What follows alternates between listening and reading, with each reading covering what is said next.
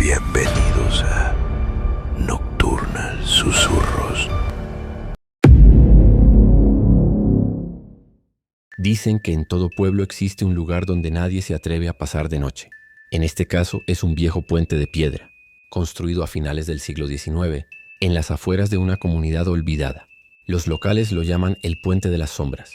Y no es un apodo gratuito. Su historia está marcada por sangre, dolor y apariciones que hielan el alma. Cuentan los ancianos que hace más de 100 años, el puente fue escenario de ejecuciones clandestinas. En tiempos de revueltas y ajustes de cuentas, ahí colgaban a los enemigos políticos y a los ladrones capturados. Los cuerpos quedaban suspendidos durante días, pudriéndose lentamente, con los cuervos arrancando, pedazos de carne mientras la sangre caía, en gotas oscuras sobre las piedras. Los niños del pueblo sabían que nunca debían mirar directamente los cadáveres, porque, decían las madres, quien veía a los colgados, soñaba después con sus rostros hinchados y morados, y despertaba con moretones en el cuello, como si una soga invisible intentara estrangularlo. Con el tiempo el puente fue abandonado, pero los testimonios siguieron. Campesinos que regresaban tarde aseguraban haber visto figuras balanceándose en el aire, como si siguieran colgados de sogas invisibles. Otros afirmaban escuchar el crujir de cuerdas tensándose sobre sus cabezas, acompañado de un olor nauseabundo a carne podrida y sangre seca. Un vigilante nocturno de una finca cercana relató que, mientras cruzaba el puente en su motocicleta, algo lo obligó a detenerse. Frente a él apareció la figura de un hombre ahorcado, con la cabeza inclinada hacia un lado y los ojos completamente blancos. El espectro se movía lentamente de un lado a otro, como si todavía colgara de la cuerda. El vigilante aceleró aterrado, pero al llegar a su casa, descubrió que su chaqueta estaba manchada con gotas de sangre fresca que no eran suyas. El relato más perturbador ocurrió hace apenas unos años. Un hombre llamado Raúl viajaba en su auto, regresando tarde del trabajo. Al llegar al puente notó que la niebla cubría todo como una manta espesa. Bajó la velocidad nervioso. De repente escuchó un golpe seco sobre el techo de su carro, como si algo pesado hubiera caído encima. Se detuvo pero no se atrevió a salir.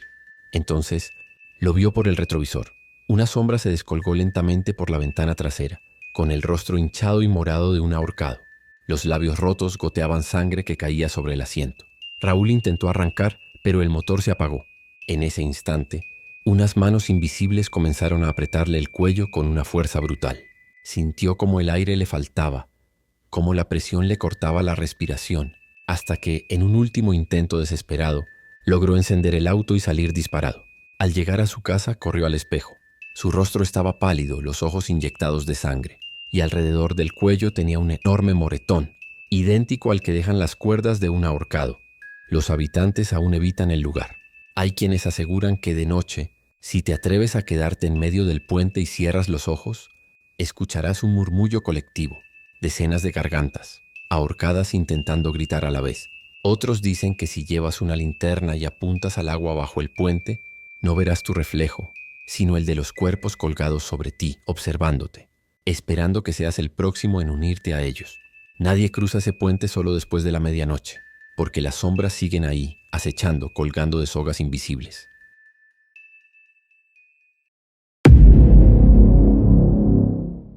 En lo profundo de un camino rural de México, entre cerros cubiertos de neblina y árboles retorcidos que parecían manos deformes, existía una posada olvidada. Era un lugar de descanso para viajeros, construida en el siglo XIX, cuando las carretas cruzaban los pueblos llevando mercancías y noticias. Hoy, nadie en la región se atreve a acercarse. Cuentan los ancianos que en esa posada, los huéspedes no siempre amanecían vivos. Todo comenzó en una noche de tormenta, cuando un grupo de arrieros buscó refugio. El encargado, un hombre enjuto y de mirada vacía, los recibió con una sonrisa inquietante. Les dio comida, les sirvió mezcal y los acomodó en los cuartos. Pero al amanecer, ninguno salió. La gente del pueblo cercano los encontró con el rostro desfigurado, como si hubieran muerto en un sueño de terror indescriptible. Desde entonces, la posada quedó marcada. Décadas después, un vigilante de caminos llamado Ramiro contó que una noche aceptó pasar allí, pues la lluvia no lo dejaba seguir. El interior olía a humedad y sangre vieja. El piso de madera crujía como si respirara, y las paredes estaban llenas de manchas oscuras que parecían moverse con la luz de su lámpara. Se instaló en un cuarto, pero apenas cerró los ojos, escuchó golpes secos en la puerta. «¿Quién anda ahí?», preguntó. No hubo respuesta, solo el rechinar del cerrojo moviéndose solo. Cuando abrió, el pasillo estaba vacío, aunque juraba haber visto sombras correr hacia las escaleras. Intentó dormir otra vez, pero esta vez escuchó un lamento femenino. No debiste entrar. Ya es tarde para ti. Ramiro se levantó con la piel helada, buscando el origen del susurro, y entonces lo vio. Una mujer pálida, vestida de negro, con los ojos hundidos en sangre coagulada, parada frente a su cama. La figura abrió la boca, y de su garganta brotó un grito imposible, tan agudo que el vidrio de la ventana se quebró en 1000 pedazos. Cuando corrió hacia el pasillo, se dio cuenta de que la posada había cambiado. Ya no era el edificio polvoriento que conoció al entrar. Ahora estaba llena de huéspedes, pero todos estaban sentados inmóviles en las mesas, con la cabeza ladeada, los ojos en blanco y la piel en descomposición. Parecían cadáveres que se negaban a dejar de fingir que estaban vivos. Uno de ellos se levantó con movimientos rígidos y con la mandíbula colgando murmuró: «La posada nunca te deja ir». Las paredes comenzaron a sangrar, goteando un líquido espeso y oscuro que caía al suelo y formaba charcos que parecían moverse como si respiraran. Ramiro intentó escapar, bajando las escaleras, pero en la entrada lo esperaba el posadero, con esa misma sonrisa helada que describieron los arrieros décadas atrás. En sus manos sostenía un cuchillo oxidado, y detrás de él, los huéspedes cadavéricos comenzaron a levantarse uno por uno. Los cuerpos emitían ruidos asquerosos, huesos crujiendo, gargantas desgarrándose, pasos torpes que resonaban en todo el edificio. Ramiro gritó y corrió hacia la puerta principal, pero cuando la abrió, no había salida. El camino había desaparecido, y frente a él solo había un muro de carne palpitante, como si la posada misma estuviera viva y lo hubiera devorado. Nadie volvió a ver a Ramiro con vida. Semanas después, un grupo de campesinos encontró la posada abierta, vacía, pero en una de las habitaciones había una mancha inmensa de sangre, con marcas en el piso como si alguien hubiera sido arrastrado. Y lo peor, sobre la mesa principal estaba el cuaderno del vigilante, con la última frase escrita a toda prisa: «No es un lugar, es una trampa. La posada me quiere adentro. Y ahora ya no estoy solo».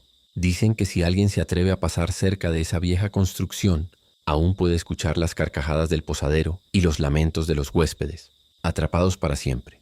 Y que si decides entrar, la posada elegirá si te deja salir, o si te convierte en parte de su banquete eterno.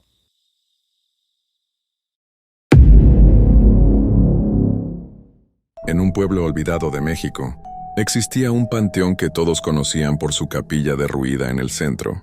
Dentro de ella, cubierto de polvo y rodeado de veladoras apagadas, descansaba un antiguo espejo de cuerpo entero, con marco de hierro ennegrecido y adornos en forma de calaveras. La leyenda decía que ese espejo no reflejaba tu imagen, sino tu muerte. El primero en hablar de él fue un vigilante del cementerio, don Aurelio.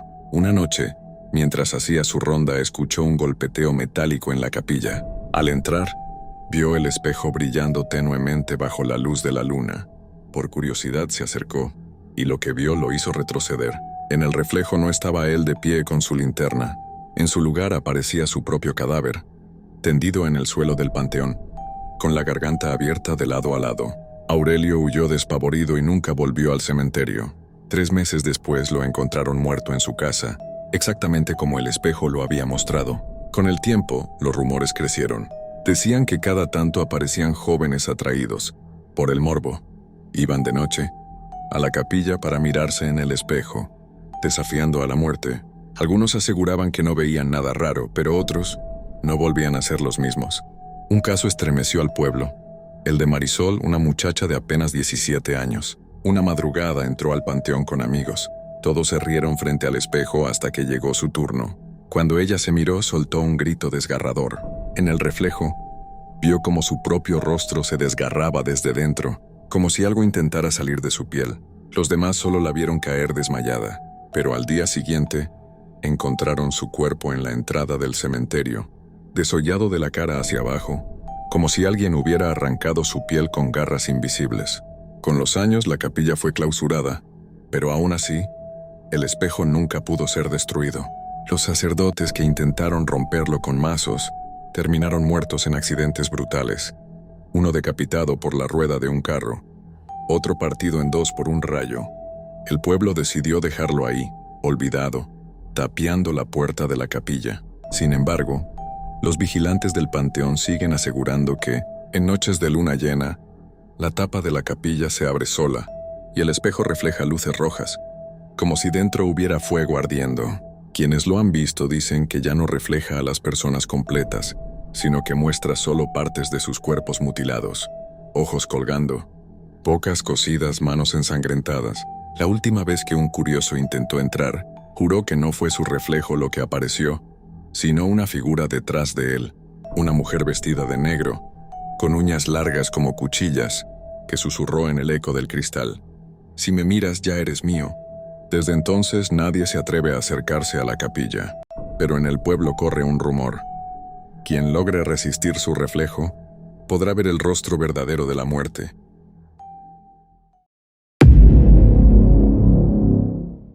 Mariana se mudó sola a una vieja casa en las afueras de un pueblo.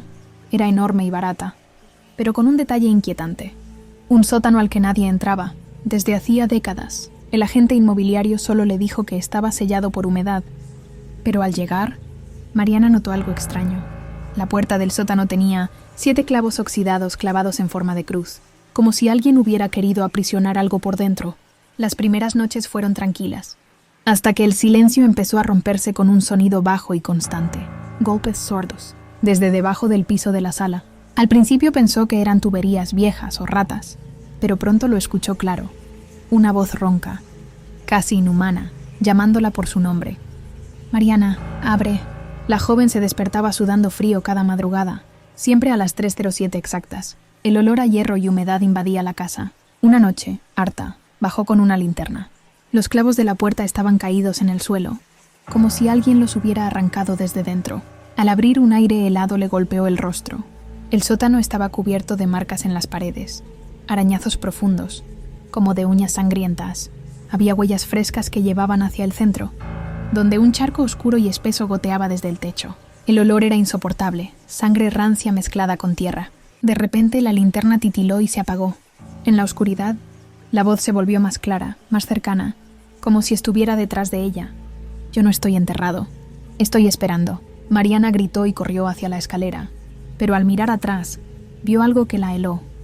Un rostro pálido, deformado, cubierto de cicatrices abiertas, saliendo lentamente de las sombras. Sus ojos eran 2 huecos negros, y su boca, cosida con hilos oxidados que se rompían mientras balbuceaba su nombre. Las luces de la casa explotaron, el suelo tembló y Mariana logró salir, cerrando la puerta de golpe. Pero al día siguiente, la encontró abierta otra vez. Desde entonces, no duerme. Cada noche escucha pasos subiendo lentamente desde el sótano, acompañados de risas ahogadas y golpes violentos en su puerta. Dicen los vecinos que la mujer que vivía antes en esa casa apareció despedazada, sus órganos regados en el sótano como ofrenda. Nunca encontraron al responsable. Ahora Mariana entiende por qué la vendieron tan barata y sabe que no sobrevivirá mucho tiempo más.